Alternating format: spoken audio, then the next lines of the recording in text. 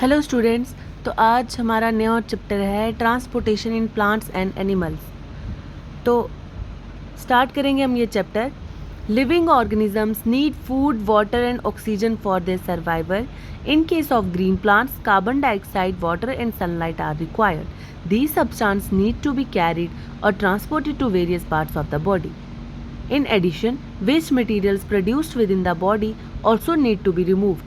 Do you know there is a system called transportation system in organisms for this purpose?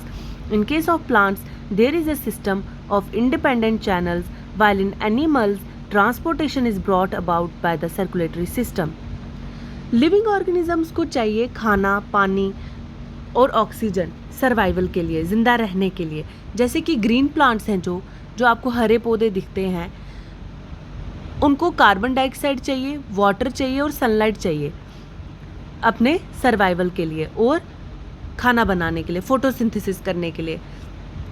और ये सारी चीज़ें वो लोग अपनी बॉडी में, पूरी बॉडी में सप्लाई करते हैं। जैसे जो लीव्स हैं वो फूड फैक्ट्री कहलाता है इसका, प्लांट्स का, ग्रीन प्लांट्स का, और वही ट्रैप भी करते हैं सनलाइट को। और जो रूट्स हैं वो वाटर और मिनरल्स पहुंचाते हैं प्लांट तक, जो भी उसको एसेंशियल लगता है फोटोसिंथेसिस प्रोसेस करने के लिए। और एडिशन में वेस्ट मटेरियल्स जो भी प्रोड्यूस होते हैं, चाहे ह्यूमन बॉडी हो या एनिमल या प्लांट बॉडी, वो उसको थ्रो आउट करते हैं बाहर। Do you know there is system called transportation system in organisms for this purpose. इसीलिए हमारी बॉडी में एक ट्रांसपोर्टेशन सिस्टम है, एक चीज़ को दूसरी जगह लेके जाने वाला सिस्टम होता है। ये प्लांट्स में भी होता है, ह्यूमंस में भी होता है और एनिमल्स में भी होता है। तो इसी ट्रांसपोर्टेशन सिस्टम के लिए हम इस चैप्टर में पढ़ेंगे। In case of plants, there is system of independent channels, while in animals, transportation is brought about by the circulatory system. जो प्लांट्स हैं उनमें ज़रूरी नहीं है कि कोई एक बड़ा सिस्टम होगा सर्कुलेटरी सिस्टम, उनमें इंडिपेंडेंट चैनल्स होते हैं। हर चीज़ का अलग अलग मतलब सप्लाई करने का मतलब हर बॉडी पार्ट का अलग अलग काम है। लेकिन ह्यूमन बॉडी और एनिमल बॉडी में ऐसा नहीं होता है। हम में सर्कुलेटरी सिस्टम होता है, हम में ब्लड होता है, तो हमारी ये सारा कुछ जो है वो ब्लड के थ्रू सर्कुलेट होता है। Transport of materials in plants. अब प्लांट्स में क्या होता है? Earlier you have studied that water required for food manufactured by the plants is absorbed from soil through the root system, and the food is synthesized in the leaves. The water absorbed from the soil through the root system has to be moved upward to other plant parts, and the food synthesized in the leaves has to be carried to other plant parts. The method of transport in different plants vary. अब plant में कैसे होता है कि जो भी food बनता है वो लीव्स में बनता है, और जो भी वाटर रिक्वायर होता है फूड मैन्युफैक्चर करने के लिए प्लांट्स को, वो अपनी रूट्स के थ्रू सॉइल में से लेते हैं, मिनरल्स भी वहीं से लेते हैं और उसको पुश करते हैं अपवर्ड। मतलब कि प्लांट रूट से कोई भी चीज़ लेता है, वाटर और मिनरल्स जो भी होते हैं, और उसको पुश करता है स्टेम में, और स्टेम से फिर वो लीव्स में और टॉप तक जाते हैं प्लांट के स्ट्रक्चर में। और हर प्लांट का अपना अपना सिस्टम होता है ट्रांसपोर्टेशन का, हर प्लांट में अपना डिफरेंट होगा। Transport in unicellular and multicellular, simple multicellular plants. अब यूनिसेलुलर और मल्टीसेलुलर प्लांट्स में क्या फ़र्क है ट्रांसपोर्टेशन का? Diffusion is a major method by which transport of materials occur in single celled unicellular organisms like chlamydomonas and simple multicellular plants like spirogyra. अब डिफ्यूजन का डिफरेंस है,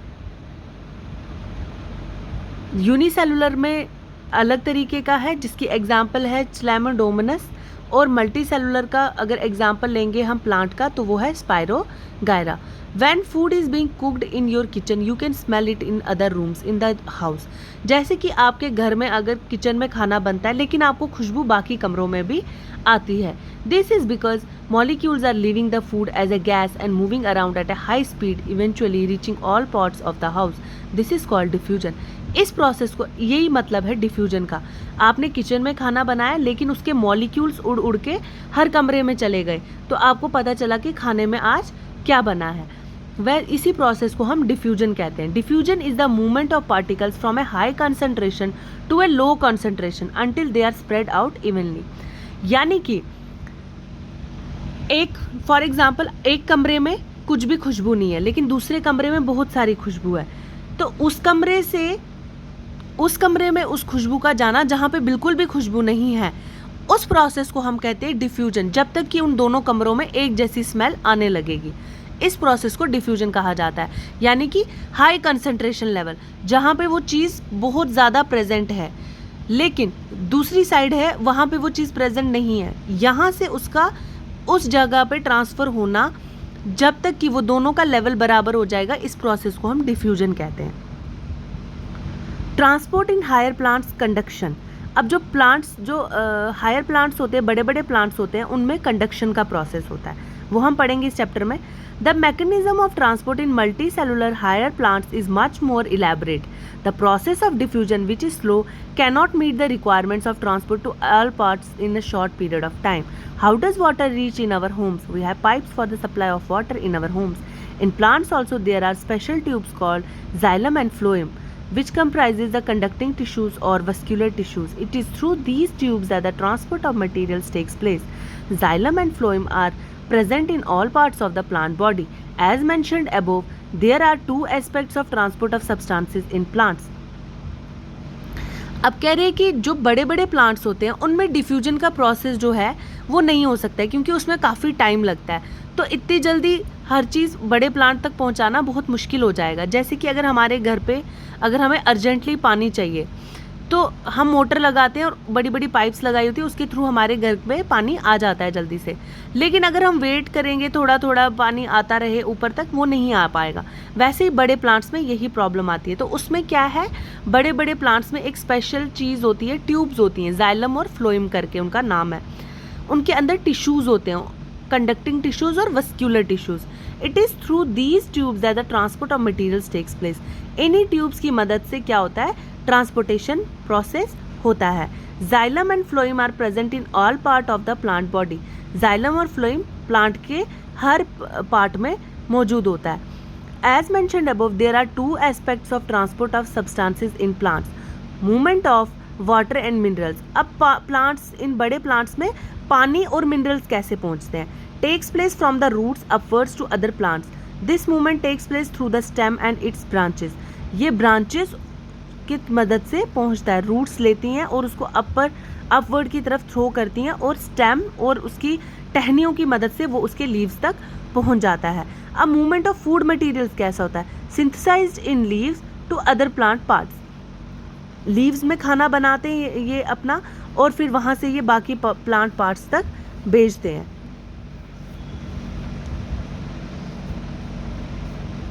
transport of water and minerals. Upward movement of water and minerals occur through pipe-like structures or channels called xylem elements present in roots, stem and leaves of plants. Water is thus carried to the entire plant. जो water है वो entire plant में जाता है xylem की मदद से। Plant absorb water and minerals by the roots. The roots have root hairs. These root hairs increase the surface area of the root for absorbing water and minerals dissolved in water. The root hair absorbs water present between the soil particles and from there it reaches the xylem elements. और यहाँ से ये xylem elements तक पहुँच जाता है। जो roots होती हैं जो प्लांट्स की, उनके हेयर जैसे स्ट्रक्चर होते हैं। मतलब आप अगर कभी रूट्स निकालोगे किसी प्लांट के, आप देखोगे उसके साथ वो लंबे लंबे जो उसकी रूट्स होती हैं, लंबे लंबे उसके साथ हेयर जैसे, बाल जैसे होते हैं। तो वो क्या है, वो भी उसकी रूट्स होती है। ये मदद करती है उसको सारा जो वाटर और मिनरल्स को एब्जॉर्ब करने में। जितनी जितनी बड़ी बड़ी रूट्स होंगी उतनी जल्दी जल्दी वो उसका सरफेस एरिया इंक्रीज होता है और वो उतना ज़्यादा वाटर खींच पाता है ऊपर की तरफ। और उसी के जाइलम जो ट्यूब्स है उसके थ्रू वो अपवर्ड की तरफ उसको लेके जाता है बाकी प्लांट पार्ट्स में। The prepared food material is carried in A soluble form through another channel constituted by flowing from the leaves to other parts of the body. अब एक और पाइप है, उसमें पाइप जैसा स्ट्रक्चर जिसका नाम हमने फ्लोएम रखा है। उसके थ्रू जो खाना बनाते हैं ये लोग, वो प्लांट्स, ग्रीन प्लांट्स, वो बाकी प्लांट के पार्ट्स तक पहुंच जाता है। How can we show that these two transport systems occur in plants? Let us perform activities 11.2 to learn about the transport of materials in plants. ये सब चीज़ें हम एक एक्टिविटी करके भी कर सकते हैं। 11.2 activity to show transport of food material. क्या करेंगे हम, this is easily demonstrated by the experiment commonly known as girdling experiment. Girdling of stem removes phloem tissues. If a stem is girdled, the downward and upward movement or food material gets blocked, so the trunk portion shows swelling in the area due to accumulation of food material. To perform this activity, select one branch of a potted plant. Gently remove its soft part in a small area with the help of a razor blade. Leave the branch after girdling for a week. Observe what happens to the portion of stem above and below the girdled area. You will find that the part of stem over the girdle is swollen while the lower part is unchanged. What does it indicate? The food prepared by the leaves could not be carried below the girdle part. It therefore collects above the girdle and the stem there becomes swollen. आप क्या करो, बोल रहे कि आप एक plant ले लो, बिना हर्ट किए प्लांट को आप ऐसा प्लांट लो, उसको आप क्या करो, जो उसका स्टेम होगा वहाँ पे आप उसको एक गर्डल करो, मतलब कि उसको गोल जैसी रिंग बना दो, उसका छिलका उठाओ वहाँ से, और उसको कुछ दिनों के लिए वैसे ही रहने दो. तो आप कुछ दिनों में देखोगे, एक हफ्ते के बाद, कि जो वो वाला एरिया होगा जहाँ आपने उसको छिला होगा वो स्वोलन हो जाएगा, सूज जाएगा. क्यों सूजा वो? क्योंकि जो नीचे वाला पार्ट है वो तो ठीक है, लेकिन जो अपर पार्ट पे ऐसा हो गया है. क्यों हो गया है? क्योंकि जो खाना है, खाना नीचे तक नहीं जा पा रहा है, नीचे वाले पार्ट में नहीं आ रहा है, वो ऊपर ही जमा हुए जा रहा है, तो इसीलिए वो मोटा हो रहा है वहाँ से तना.